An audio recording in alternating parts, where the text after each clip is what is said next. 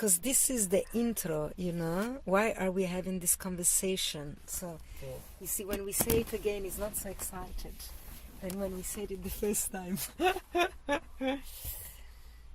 I think it's maybe here. Me too. Okay, so let's go back to this post of Jordan Peterson. So it gives it a context, no? Well, I guess the context is, like, for me, and then we'll lead up to him, because I'll even go before that, is seeing a lot of this, what is posing for feminism today, and then this toxic masculinity started being thrown out there, and that's really, and I really haven't had a place to say anything about it. I'm not interested in talking about it. I'm not jumping in the fray. I'm noticing the people that are jumping in the fray, and and Jordan Peterson's about the only one that is holding his ground. And I saw some people responding to Jordan Peterson as, like, somebody was saying that one of the comments that they said is that if you think Jordan Peterson has anything to offer, then don't bother talking to me. And I was like, really?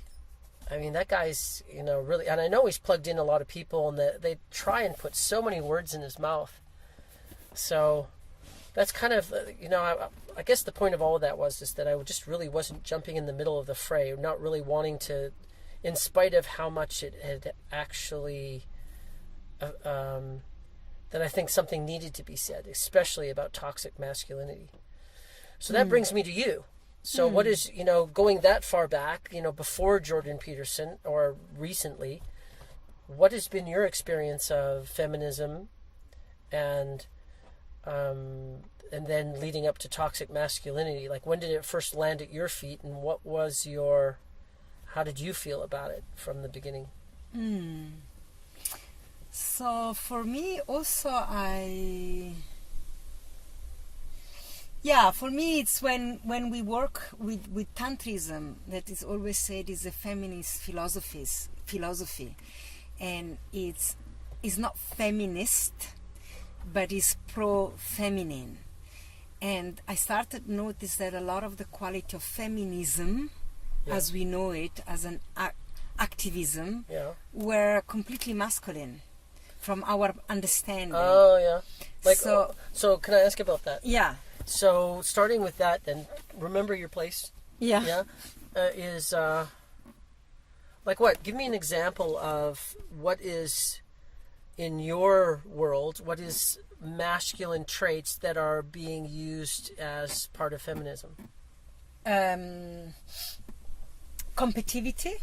I'm right, you're wrong. Someone needs to be right. Positional, competition, rightness. Okay. Rightness. And this linearity, things are like this, and this is what we're fighting. Not a sense, not a felt sense of reality, but a logic conversation about reality.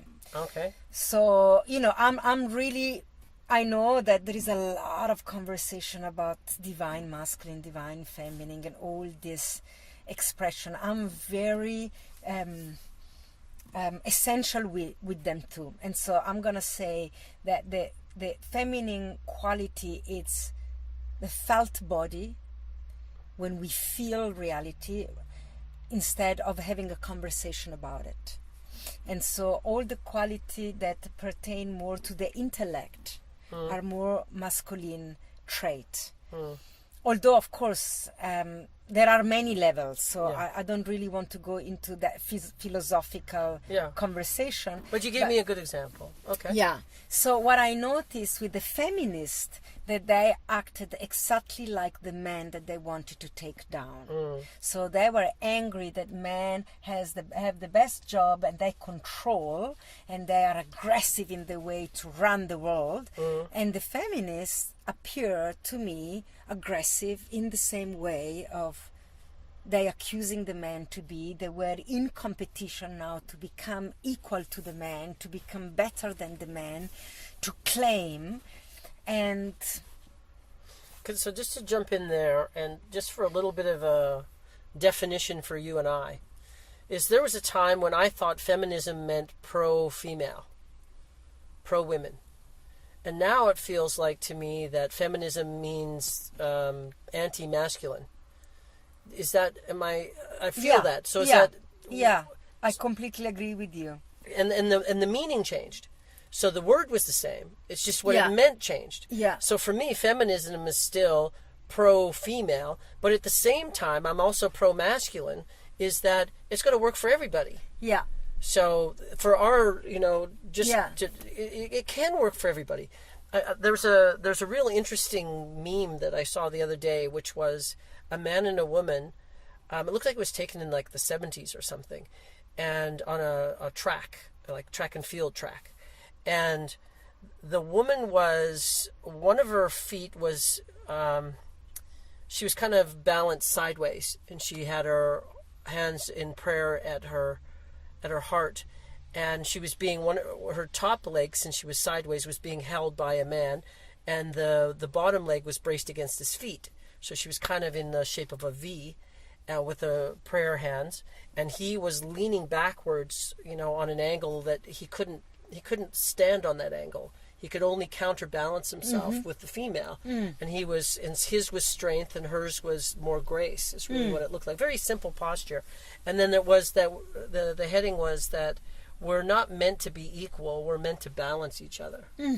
So I really, that's the place that I'm coming from, is that we're meant to be with each other. We're meant to have the answers for one another. We're meant to actually live together in a way that it works together. And I agree that there's been, there's been a lot of horrible things that have, been in society as a whole, and through society that hasn't been really kind to women at all. So I agree with that. There's all kinds of men that are absolute knuckleheads. There's lots of things in our society, like as a whole, that isn't kind to women. And there's all the things that women would say that are toxic. I would agree that those behaviors are not behaviors that I support. So, but just painting all men with the brush of, that there's something wrong, and the word they use is toxic. Yeah. And also this, which goes hand in hand with this patriarchy conversation, So patriarchy is this system created by men to crush women.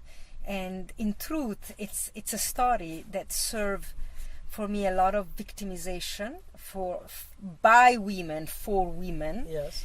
Because society cannot be without women, and we know this. And so, there is this simple way that when there is an emergency, if an airplane does a crash landing, or if there is a boat that is about to sink, priority is given to women and children still. Yeah. So, there are many ways where men goes to war while women stay at home.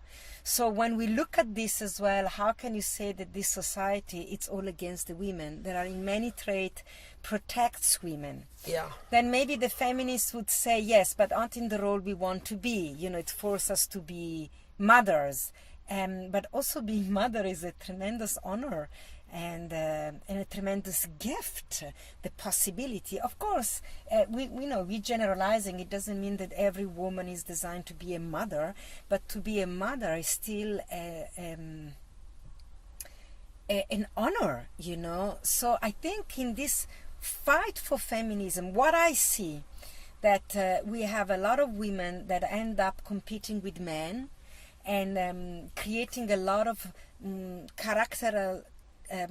character traits of junior men wanting to be men, and then complaining because they've lost touch with all their magic essence. Yeah. So now you've got all the returning of the divine feminine, because women have realized they have lost the trait of gentleness and real quiet, subtle sensitivity towards life at large, because now we are in competition to make the money, to become businesswomen, to get the job, earn the best job, and to earn the money, which these were traits that were more masculine by definition.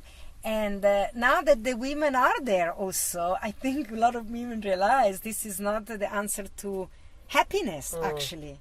And they are disconnected to their own body and disconnected with their own pleasure. So like in my practice, I see a lot of women that can't have orgasm because they feel they need to orgasm like a man. Okay. You know, they need to be on top of things. They need to be on top of their sexuality.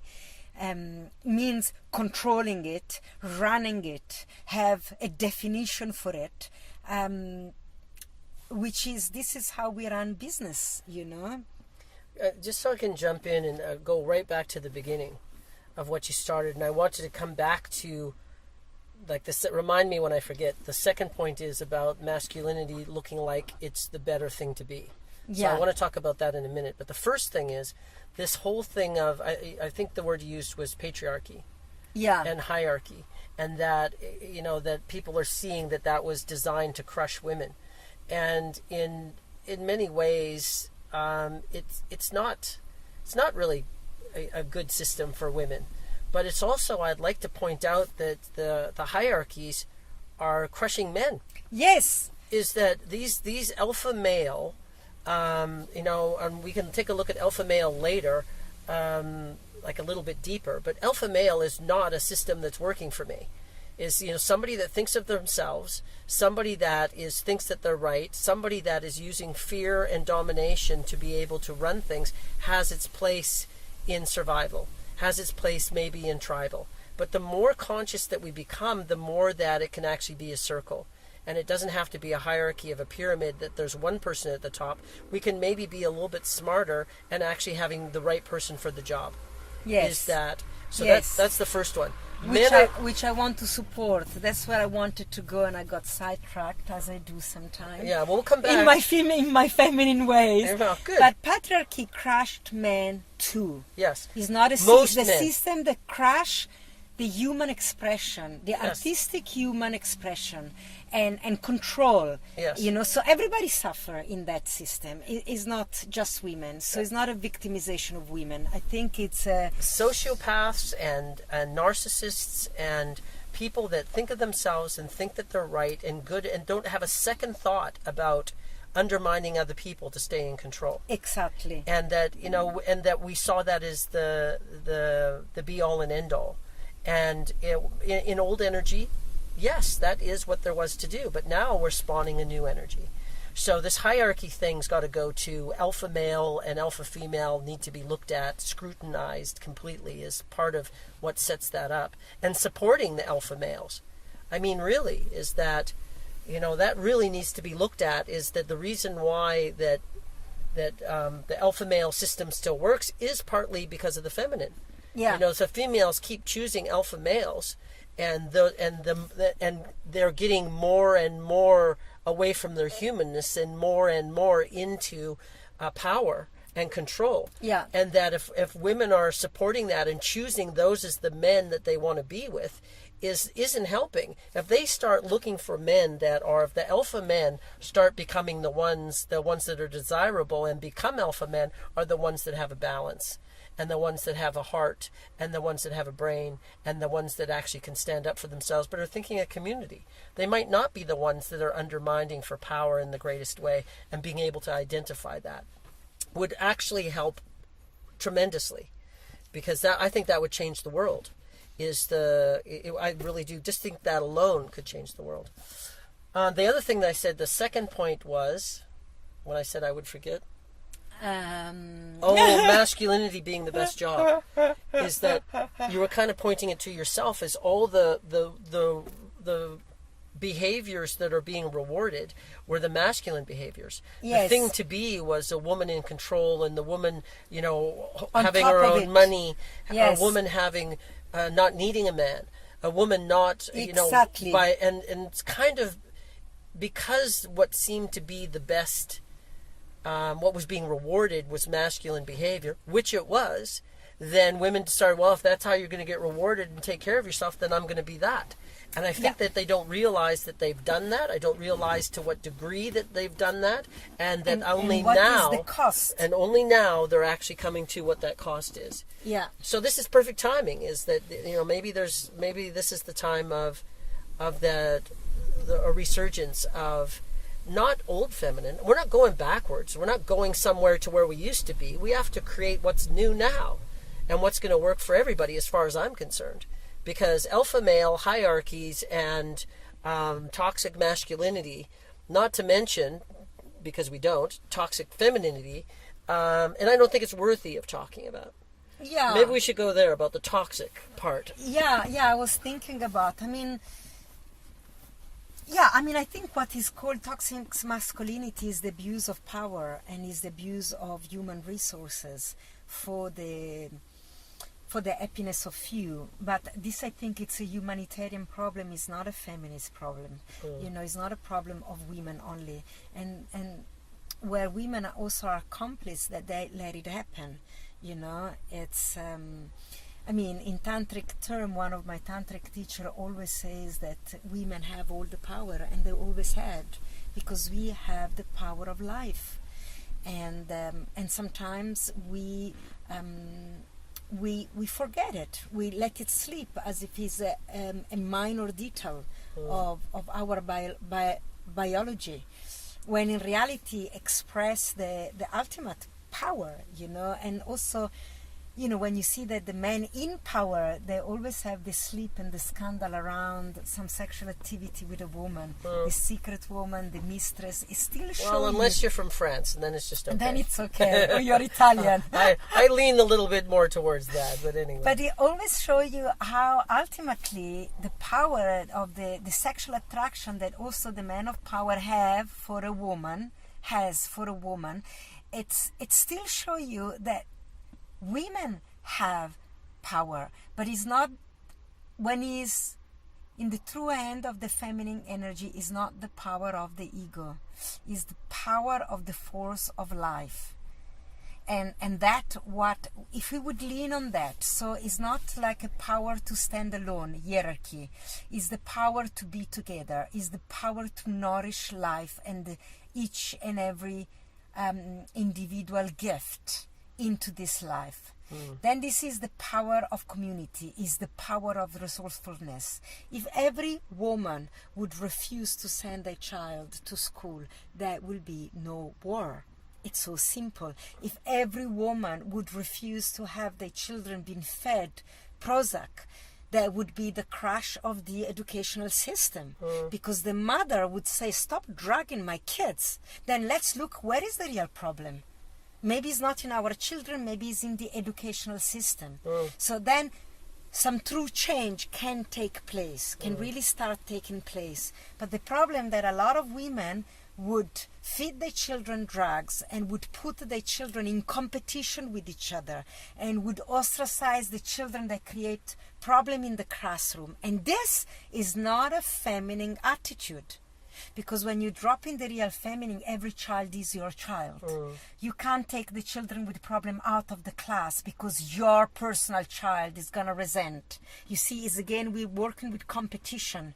That some children are going to make it and some are not going to make it. So kick out the one that are weaker, kick out the one that have extra needs so my child can make it. My child versus your child is the same structure of the business structure, survival. Where survival model, in spite of all the other. So we don't look at the one that are not going to make it. We think that just a few are going to make it, and I want to be among those few. When in reality, the true feminine knows that either we all make it or we all fail. We all winning or we all losing. Yes. Because when we got war, we are all losing. Definitely. The winning process is apparent and is short term. It's not sustainable. And so I'm seeing a lot of women now running with this mentality, you know, putting their kids first. It breaks my heart because, you know, when you when you understand, if you have children, you know that, either all children win or we are all losing here. There is something greater that we don't see, Well, there's, I think that they're just being realists, because truthfully, that is the way the world works, is there are winners and losers. I think it's set up that way. It's set up that way. think- Society and the education and the structure is set up that Yeah. way. And now the women are running that way too. And for me, is where we're going to stop and really stand up for what it doesn't work. Sure. And say it clearly, this doesn't work for my heart. That doesn't flow with my heart.